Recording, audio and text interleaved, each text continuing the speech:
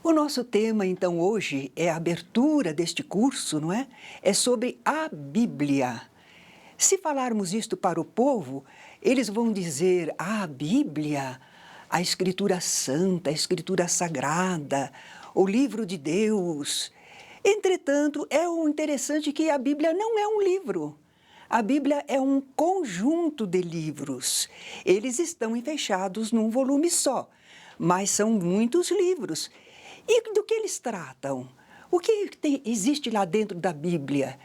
É a história dos hebreus, um povo asiático da antiguidade que se instalou na Palestina. Seus livros teriam sido escritos por vários autores em épocas diversas. Parece que foram cerca de 36 os autores, isso contados desde Moisés, que nós temos mais ou menos o tempo de Moisés antes de Cristo, de 1300 a 1400 anos, mais ou menos. O primeiro que escreveu na Bíblia, temos o livro escrito, é Moisés. Mas depois, o último, nós encontramos João, que era pescador e foi apóstolo de Jesus, já no ano 98 depois de Cristo. Esse conjunto todo levou cerca de 1571 anos para ser escrito. Quer dizer que nós lemos os livros de uma vez só, mas temos quase 16 séculos para esses livros terem sido escritos.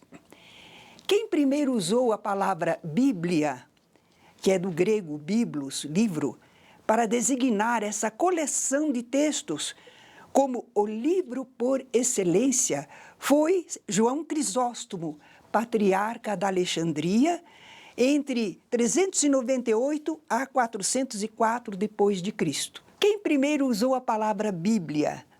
Vem do grego biblos, significa o livro, mas no caso é o livro por excelência, a Bíblia.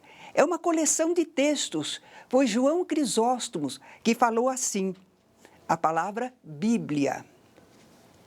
E como é que ela se divide hoje? Porque quando abrimos a Bíblia, há duas partes. Nós temos ali o Antigo ou Velho Testamento e a parte mais recente, o Novo Testamento. Por que testamento? Brinquemos um pouco. Alguém morreu? Deixou testamento? O termo original em hebraico era berit, que significava um ajuste contratual entre pessoas, ou então um tratado político entre tribos. Mas traduziram para o grego com a palavra diatek, que pode ser usada tanto no sentido de pacto ou aliança, como no de testamento. E ao passar para o latim, e daí para o nosso português, foi traduzida como testamento. Ah, mas o melhor sentido teria sido outro, pacto, aliança. Porque fora exatamente um pacto que, segundo os israelitas, Deus, que eles chamavam de Jeová, teria feito com eles nos seguintes termos. Eles deviam ter Jeová como o único verdadeiro Deus, porque eles viviam em meio de idólatras, pessoas, povos que adoravam muitos deuses. Mas eles deviam ter Jeová como o único e verdadeiro Deus. Só ele servir fielmente, porque para isso Jeová os escolhera. Eles eram o povo eleito. Em troca, Jeová os protegeria sempre, os faria muito numerosos, livres, poderosos, a eles que eram um pequeno povo, então. Eles daria uma terra fértil para habitarem. Eles eram nômades, eles não possuíam terra. Então essa promessa de Jeová era muito importante para eles. E eles queriam respeitar o pacto para obter a terra prometida. O Velho Testamento é constituído por livros escritos antes da vinda de Jesus. É a história dos israelitas, mas sem Jesus, antes dele. Narra toda a história do pacto entre Jeová e os israelitas e de tudo quanto se seguiu naquele povo depois desse pacto. Seus livros abrangem história, religião, instituição, costumes hebreus. Alguns deles são obras literárias, porque a Bíblia seria como que a biblioteca dos israelitas.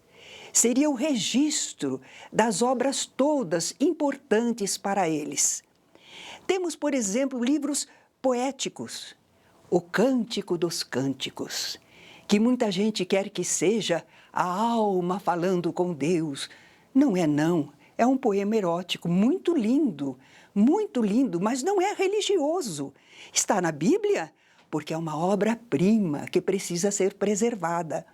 Salmos são cantos religiosos, poemas que eles cantavam nos cultos. E os livros sapienciais, Jó, por exemplo, muita gente pensa que Jó realmente existiu. Não, é um livro que foi escrito para fazer debates em torno da morte, do porquê da vida, porque sofremos. Então a história de Jó serve para isso. Provérbios, Eclesiastes, são todos livros sapienciais. A Bíblia também contém o registro das manifestações, das revelações espirituais que ao longo da história os hebreus receberam da espiritualidade superior. Todos os povos sempre receberam a presença e manifestação dos Espíritos do Senhor. Os israelitas também. Repararam que às vezes estamos falando israelitas, às vezes hebreus? Hebreus era o nome do povo. Entretanto, depois eles passaram a ser chamados israelitas por causa de um dos seus patriarcas, que foi denominado por um anjo de Israel. E aí, então, todos os demais eram descendentes desse Israel, Jacó, que foi chamado Israel. Quando Jesus dizia a lei e os profetas, várias vezes Jesus se refere a isso. Do que ele estava falando? Do Velho Testamento, das leis de Moisés e dos mensageiros que receberam estas mensagens espirituais. Então, Jesus aludia, sim, à lei e os profetas, porque eram as leis a que os israelitas obedeciam, mandamentos e ordenações que eles seguiam com fidelidade. Os livros do Novo Testamento ainda não haviam sido escritos. Então, estamos falando só do Velho Testamento, antes de Jesus. Agora, com a vinda de Jesus e através dele, temos um novo pacto, uma nova aliança. Agora nós estamos, então, em um Novo Testamento. Um pacto que foi firmado por Deus, mas agora não é apenas com o povo hebreu, não apenas com os israelitas, mas é extensivo a toda a humanidade. Esses livros do Novo Testamento contam, portanto, a história do advento de Jesus, chamado o Cristo, e da repercussão que essa presença de Jesus na Terra causou, não só na Palestina, mas para o mundo todo. Os livros do Novo Testamento também fazem a biografia terrena de Jesus, relatando todos os episódios principais de sua vida, e também os feitos e ensinos, e ainda dos seus primeiros seguidores mais chegados, mais diretos. Para os israelitas, a Bíblia consiste unicamente no Velho Testamento, porque eles não reconheceram Jesus como Messias, que eles tanto esperavam, que lhes fora prometido. Eles até aceitam Jesus como um profeta, um porta-voz, mas absolutamente não como Messias. Então, para eles, a Bíblia que eles seguem até hoje, que respeitam, é toda a parte do Antigo Testamento. Mas os cristãos tomaram a vida de Jesus, os relatos sobre ele, e uniram ao Velho Testamento. Então, nós temos a Bíblia, como conhecemos aqui no Brasil, constituída pelo Velho e o Novo Testamento. A Bíblia foi escrita no Velho Testamento, naturalmente em hebraico. Só que o hebraico ficou reservado mais, depois do cativeiro na Babilônia, ele ficou reservado para o culto religioso. Não era mais falado, não era mais um idioma popular. Em lugar disso, eles estavam usando o aramaico, porque o aramaico, sim, era falado em toda a região de Arã. era usado pelos israelitas para as relações populares e com os outros povos. Apenas algumas passagens do Velho Testamento é que foram escritas em aramaico. A quase totalidade da Bíblia no Velho Testamento está em hebraico. O Novo Testamento. Jesus falava em aramaico, é claro. Era o idioma popular da região em que Jesus viveu. Mas Jesus nada escreveu, como os grandes mestres da antiguidade. Eles ensinavam oralmente. Nós podemos lembrar Sócrates, que só conhecemos através dos escritos de Platão, não é? Da mesma maneira, Jesus, nós o conhecemos através dos evangelistas, que falaram a respeito dele. Mateus escreveu em aramaico. Os demais, Marcos, Lucas e João, escreveram em grego. Nós temos várias traduções e versões da Bíblia, porque, em verdade, nós não conhecemos, não consultamos os textos originais. Esses textos originais se perderam, nós vamos conhecer cópias de cópias, a partir do ano 70 depois de Cristo, mais ou menos. Então, nós conhecemos versões e traduções da Bíblia. A versão do 70, por exemplo. No século II a.C., olha, Jesus ainda não estava em cena. Mas sabe, os judeus que viviam na Alexandria, no Egito, traduziram os livros do Velho Testamento para o grego, porque o grego era então o idioma cultural, o idioma praticamente universal. Mas acrescentaram esses sábios 7 outros livros, que os judeus lá de Jerusalém não concordaram. Acharam, não, esses livros não deverão constar. Então, nós ficamos com a Bíblia, Velho Testamento, traduzido para o grego, com mais 7 livros do que era usual para os israelitas de Jerusalém. Essa é uma versão, a versão dos 70. Mas temos também a Vulgata. Agora já estamos na época do latim, não é? O idioma grego foi perdendo sua importância como idioma cultural.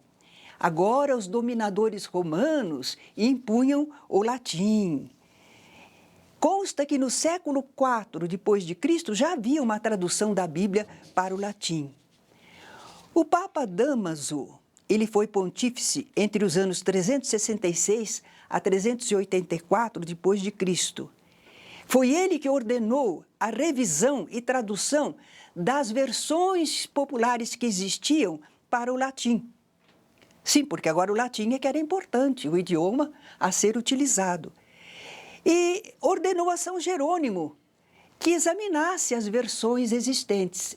São Jerônimo fez isso, traduziu o Velho Testamento dos textos hebraicos para o latim e uniu ao Novo Testamento.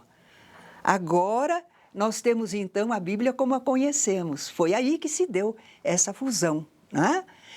A Igreja Católica acrescentou depois os 7 livros deuterocanônicos, quer dizer, aqueles 7 livros que os judeus de Jerusalém não tinham aprovado, mas que os sábios lá de Alexandria, os sábios israelitas, mas que moravam em Alexandria, tinham incorporado.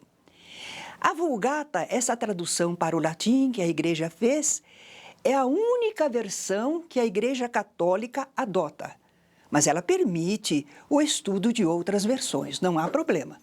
Mas como se fosse para citação, para seguir a lição que está na Bíblia, então eles usam somente a Vulgata. Existe, porém, já um trabalho dentro da própria Igreja para tornar a coisa mais atualizada. Então, nós temos a Neovulgata. É a mesma Vulgata, mas agora corrigida e definida pela moderna ciência bíblica. Isso se deu em 1979, tempo do Concílio Vaticano II, Papa Paulo VI. E nós temos hoje a Bíblia muito popularizada, vendida em tantas livrarias, mas nem sempre foi assim. A Bíblia era alguma coisa escondida, secreta? Nem todo mundo podia ter acesso à Bíblia, não. Até o século XVI, só as pessoas do clero católico e aquelas pessoas a quem eles davam autorização é que poderiam ler a Bíblia. Ela estava em oculto, os sacerdotes é que falavam sobre a Bíblia, mas o povo não lia. A propósito, Eurípides Barçanufo, pioneiro do Espiritismo, quando ele era da Igreja Católica, ele era um católico, muito militante, trabalhador, inteligente, jovem. Então, o sacerdote concedeu a ele o direito de ler a Bíblia e o presenteou com um exemplar. Isso era coisa inusitada. E nós sabemos que ainda foi no século passado. Quer dizer que aqui os brasileiros não liam a Bíblia, não conheciam a Bíblia. Eurípides Barçanufo teve essa honra de poder ler a Bíblia. Mas quando foi nesse século XVI, Lutero, o pai da Reforma Protestante, queria colocar a Bíblia ao alcance de todas as pessoas. Ele queria voltar às origens, às raízes, que o povo também pudesse ler a mensagem. Então ele traduziu a Bíblia para o idioma do seu povo, o alemão. Foi a primeira tradução que nós tivemos da Bíblia para o idioma alemão. E a imprensa havia sido recém-inventada, quer dizer, não foi bem Gutenberg que inventou, mas ele aprimorou, aperfeiçoou a imprensa, não é? Então estava recém-apresentada ao público. E Lutero aproveitou a imprensa e publicou a Bíblia em alemão. Isso popularizou, divulgou o conhecimento da Bíblia. E para o português, nós temos duas traduções muito conhecidas. A protestante é do calvinista João Ferreira de Almeida. O Novo Testamento, a parte do Novo Testamento, ele publicou em 1748, em português, não é? Mas foi publicada muito após a morte dele. Em vida, ele não teve a oportunidade de ver a sua tradução publicada. Em 1753, foi publicado a parte do Antigo Testamento, que ele começara a traduzir, mas foi completada por Jacobus Acker. Então, a primeira impressão completa em português e em um único volume, Velho e Novo Testamento, nós vamos conhecer somente em Londres, 1819. Com a versão de João Ferreira de Almeida. Agora, vejamos como é conhecida a tradução católica. A mais conhecida é do padre Antônio Pereira de Figueiredo. A edição brasileira foi publicada em 1864. E temos também a Bíblia de Jerusalém, mais modernamente. Excelente publicação. Uma equipe de exegetas católicos e evangélicos se reuniram em torno dos textos para tornar mais atualizada, mais concorde. Então, é uma excelente publicação, a Bíblia de Jerusalém. Temos aí 3 versões, não é? Por que estudar a Bíblia? Que importância tem? São livros antigos, de um povo asiático. Qual é a importância que tem a Bíblia para nós? Ela importa, ela interessa a todos os cristãos. E aos espíritas? Também somos cristãos, também seguimos o Cristo, embora alguns não concordem, não pensem assim. É na Bíblia que nós encontramos os relatos sobre a vida de Jesus. Ele era judeu, da casa de Davi, da tribo de Judá, uma das 12 tribos dos hebreus, do povo israelita. Lá na Bíblia nós também encontramos a história desse povo em que Jesus nasceu e viveu. Ora, conhecendo através da Bíblia o povo, a época, os lugares e as circunstâncias em que Jesus viveu, nós poderemos entender melhor os seus atos, a sua mensagem. E ter melhor relação também com os profetentes de outras demais religiões cristãs. há um modo de nos entendermos, nós e os nossos companheiros cristãos, que têm outras confissões religiosas. Claro que teremos aí alguns pontos discordantes, mas em relação à história de Jesus, o que ele fez, onde foi, como se comportou, isto é igual, porque nós temos a Bíblia como fundamento. A cultura do povo brasileiro é judaico-cristã, porque nós estamos baseados na Bíblia, no campo religioso. Então é a história dos judeus, é judaico, mas é também cristã, porque lá está a história de Jesus. Nesse estudo bíblico, nós não poderemos ignorar que no Velho Testamento, a parte antiga da Bíblia, há uma parte humana e uma parte divina. Porque há pessoas que leem a Bíblia e querem dizer que tudo é a palavra de Deus. Mas é a história do povo hebreu. Então, há coisa dos homens. Essa parte humana é constituída pelas ideias que os hebreus faziam sobre a origem do universo. Como é que começou tudo? A criação da terra, dos seres que habitam. E se nós ficarmos ao pé da letra, nós vamos encontrar lá um mundo feito em 6 dias. E a gente sabe que talvez 6 eras, mas não 6 dias, não é? Vamos encontrar absurdos, como dizem lá que o sol parou para que os israelitas pudessem ganhar a guerra, não é? Essa parte humana é constituída também pela legislação civil, disciplinar, que Moisés estatuiu. Moisés, o grande líder, o grande dirigente do povo hebreu. E também leis de outros dirigentes. Então, essa parte é humana na Bíblia. E dessa parte humana da Bíblia, muita coisa ficou ultrapassada. É lógico, pelo progresso do conhecimento humano, a mudança dos costumes sociais. Temos aqui alguns exemplos.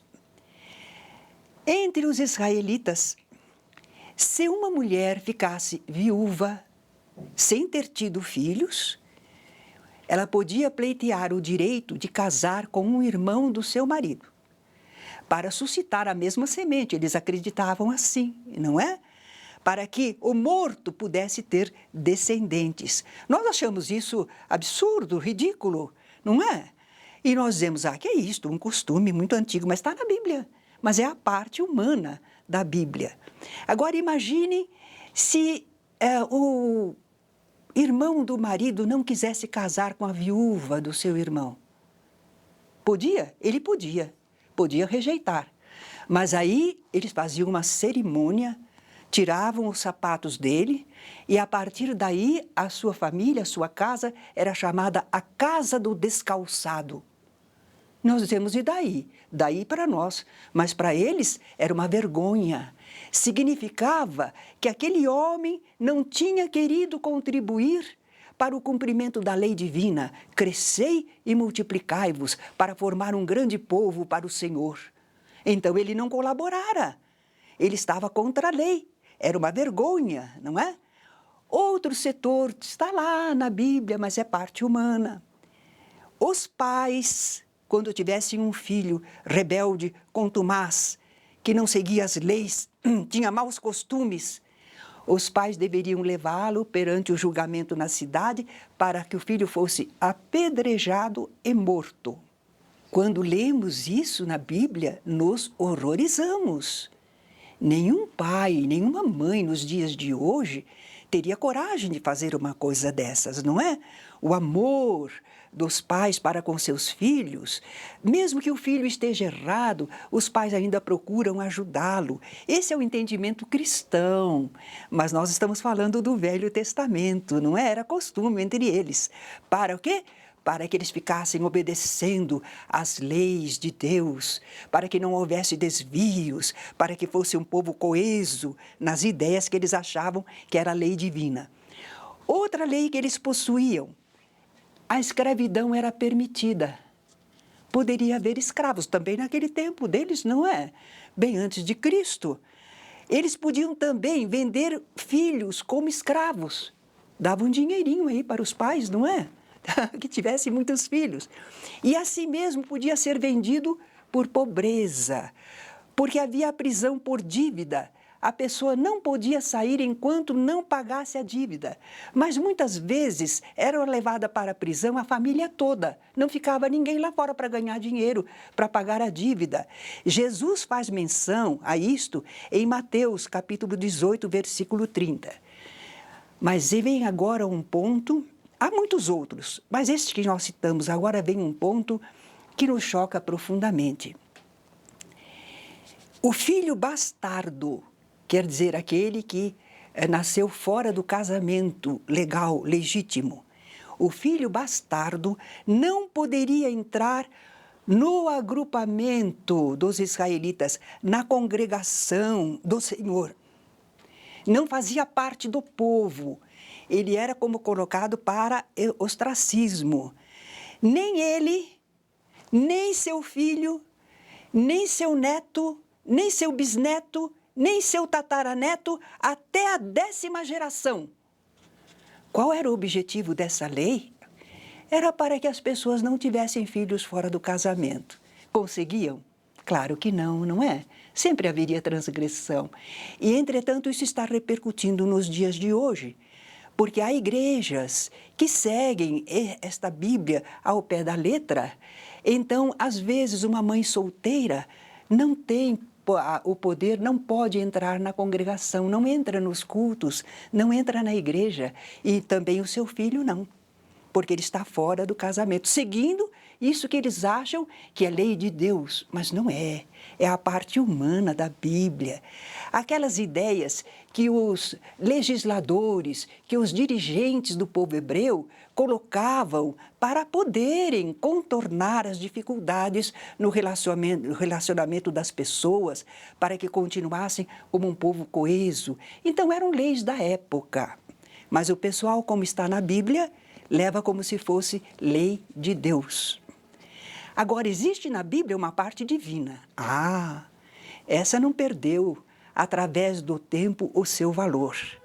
Ela é constituída pelas revelações feitas pelos bons espíritos em nome de Deus, através de Moisés, que era um médium. Moisés era um médium, era um profeta, um porta-voz. Mas houve outros também, que a Bíblia registra os seus ensinos. Então, estas revelações são a parte divina da Bíblia, transmitem ensinamentos sublimes, que não perderam o seu valor. Como tudo que é divino, essa parte dos ensinamentos bíblicos continua atual como sempre. Um exemplo? O Decálogo, os 10 mandamentos. Naturalmente que outros povos também apresentavam uma espécie de 10 mandamentos, porque são as normas básicas, indispensáveis para que a comunidade possa existir e conviver, respeitando os direitos uns dos outros, não é? Hospitalidade para com os viajores. Era dever entre os israelitas. Hospedar as pessoas que estivessem em trânsito. Vamos comentar um pouquinho, provavelmente não havia as pousadas como nós temos hoje, eram mais raras, mais difíceis. E, embora lá fosse a região quente, à noite esfria muito. Coitado do viajor que não tivesse uma hospitalidade, não é? Então, nós encontramos citação de Jesus numa parábola, não é? Quando ele fala da hospitalidade, daquele homem que recebeu hóspedes no meio da noite, não tinha pão, foi bater na porta do vizinho para emprestar pão, para ele atender ao seu hóspede, porque era dever religioso para com Deus hospedar as pessoas que estivessem em trânsito, viajores. Não oprimir a viúva, o órfão, o estrangeiro, o pobre. Era uma lei que mantinha a caridade, a fraternidade. Porque hoje em dia, uma mulher é capaz de se manter sozinha, de viver. Mas naquele tempo, pobre da viúva, ela ficava sem nada. Por isso que há aquela passagem do Velho Testamento que dizem que é para permitir que a viúva e os órfãos colham daquelas searas, colham alguns grãos, alguma coisa que caia pelo caminho. Tem o direito para poder sobreviver, senão passariam fome. Então é para não oprimir a viúva, o órfão, o estrangeiro. Olha que ensinamento de tolerância, não é? para que o estrangeiro também tivesse a sua oportunidade de sobrevivência. E o pobre, porque não tem dinheiro, não tinha poder aquisitivo, talvez morresse de fome. Outro item lindo que nós encontramos no Velho Testamento, mas que vem do alto. Deus prefere a misericórdia e não sacrifícios ou holocaustos. Jesus vai repetir isso. Misericórdia quero e não sacrifícios. Deus não se compraz com a tortura das pessoas a pretexto de homenageá-lo. Deus quer que o nosso coração seja misericordioso, compassivo para com o seu próximo. O justo não paga pelo pecador. E há recuperação do pecador que se arrepende. Este episódio está em Ezequiel, este ensinamento maravilhoso. Ele começa dizendo assim: por que vocês falam desta maneira? O pai comeu uvas verdes e os filhos ficaram com os dentes embotados. Porque os jovens israelitas se queixavam que os pais tinham errado e por isso eles tinham ido para afastamento, por isso eles estavam sofrendo limitações. Então eles diziam, os jovens, que os ancestrais deles, os pais, tinham comido uvas verdes, quer dizer, fizeram alguma coisa errada, não está certo. E eles nasceram com os dentes embotados, que estão sofrendo por causa dos pais. E Ezequiel, o profeta, quer corrigir isso. Não. A alma que pecou, essa responderá. A justiça de Deus é perfeita, não é? Mas parece que o povo não entendeu até hoje. Porque às vezes uma pessoa tem mágoa do seu vizinho e na casa do seu vizinho nasce uma criança com algum defeito. E lá vem a pessoa dizendo, a justiça de Deus tarda, mas não falha. O que tem na criancinha com o defeito dos seus pais, o erro dos seus pais? Não é assim. O justo não paga pelo pecador e há recuperação do pecador que se arrepende. Esse ensinamento está na Bíblia e é maravilhoso. Então nós estamos vendo uma parte humana que se perdeu com o tempo, perdeu o seu significado, e uma parte divina, inspiração superior, que continua valendo. Então não basta ler a Bíblia, nem decorar suas passagens. É preciso entender, discernir e interpretar o que ela contém. E para nós entendermos bem esses usos e costumes do povo hebreu, é que nos interessa estudar mesmo o Velho Testamento, o caráter dos israelitas, o modo de se expressarem em imagens fortes e simbólicas. Não podemos levar tudo ao pé da letra. Estamos pensando na interpretação da Bíblia. E para isso o Espiritismo dá uma contribuição maravilhosa, não é? Os espíritas estudam o Velho Testamento também, claro, mas dão maior importância ao Novo Testamento, porque no Novo Testamento é que está o cerne doutrinário do cristianismo, o ensino moral do Cristo, o ensinamento espiritual. É uma revelação mais avançada e mais aperfeiçoada que a de Moisés. Só que para estudar a Bíblia, fazer o estudo bíblico, os espíritas utilizam uma dessas versões existentes, as respeitáveis, sobre a Bíblia. O Espiritismo não tem uma Bíblia nova. Não. Algumas pessoas pensam que o Evangelho segundo o Espiritismo é a nova Bíblia que os espíritas criaram. Não. É um estudo de exegese, de interpretação, porque a Bíblia são livros históricos. Não podemos desfazer deles, não podemos fazer uma outra Bíblia. As obras espíritas são de exegese, quer dizer, estudo, se o texto é autêntico, e interpretação do seu sentido. Isso é que os livros espíritas fazem. E essa exegese é feita à luz do conhecimento espírita e visa o quê? Por que nós estudamos a Bíblia? Vamos aplicar o ensinamento de Jesus, o ensinamento evangélico, para orientar as nossas vidas. É assim que nós dizemos estudar Kardec para viver Jesus. Poderíamos citar algumas dessas obras, mas no livro vocês vão encontrar uma relação enorme. Obras de exegese que os espíritas fazem sobre a Bíblia. O próprio Allan Kardec, Kai Barschuttel, Leon Denis, Vinícius Emanuel, através de Chico Xavier, mas temos ainda Eliseu Rigonati, Rodolfo Caligares e muitos outros. Vocês poderão consultar livros espíritas que fazem a interpretação da Bíblia, para que nós tenhamos uma visão melhor, respeitando os ensinamentos antigos, conhecendo o povo e a época em que Jesus viveu, mas sabendo retirar de todo esse estudo quais são verdadeiramente as leis divinas que valiam então e continuam valendo até hoje para nos levar cada vez mais perto de Deus. Obrigada.